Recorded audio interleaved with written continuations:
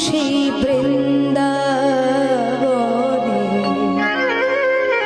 বাঁশি বাজে বাজে আজও সেই বৃন্দাবনে বাঁশি বাজে বাজে আজও সেই বৃন্দাবনে বাঁশি বাজে বাজে রে আজও সেই বৃন্দাবনে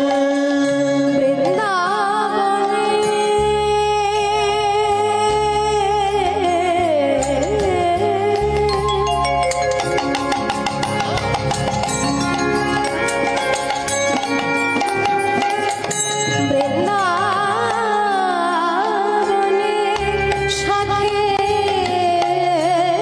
সাথে বৃন্দাবনের সাথে সাথে কত শত ময়ূর নাচে রে আজও সেই বৃন্দাবনে বাঁশি বাজে বাজে রে আজও সেই বৃন্দাবনে বাঁশি বাজে বাজে রে আজও সেই বৃন্দাবনে আজও সেই বৃন্দাবনে বাঁশি বাজছে সেই বাঁশির সুরে বনে বনে তালে তালে কত ময়ূর নাচছে আহা কত সুন্দর আবার বললে আজও সেই গাভীগুলি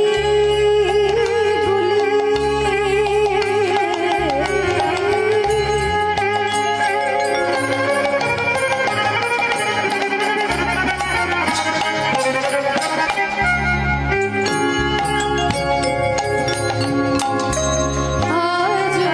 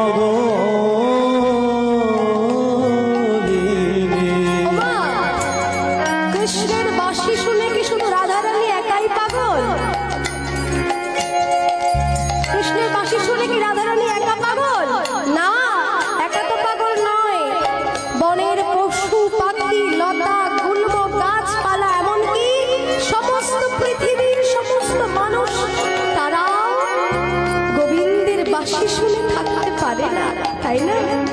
এই জগৎবাসী সকলেই যে তার প্রতি আকৃষ্ট, তাই বললে আমার কৃষ্ণ সে যে অষ্ট সখী শিরোমণি, অষ্ট সখীর শিরোমণি,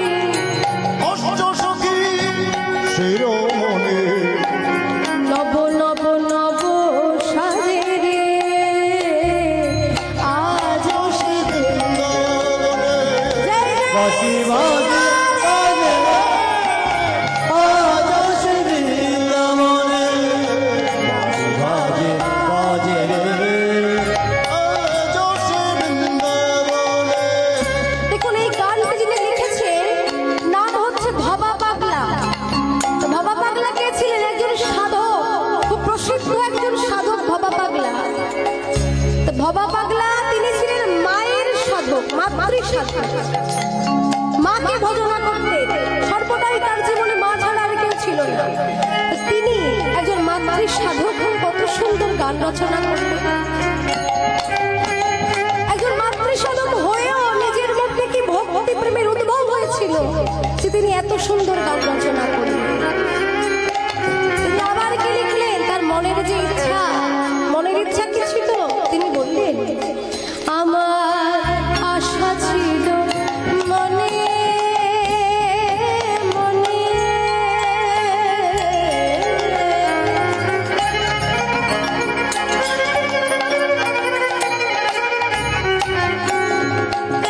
আমি যাব মধুর বৃন্দাবনে।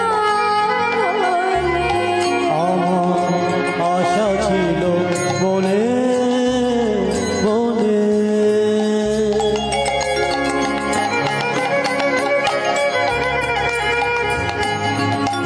আমি যাব মধু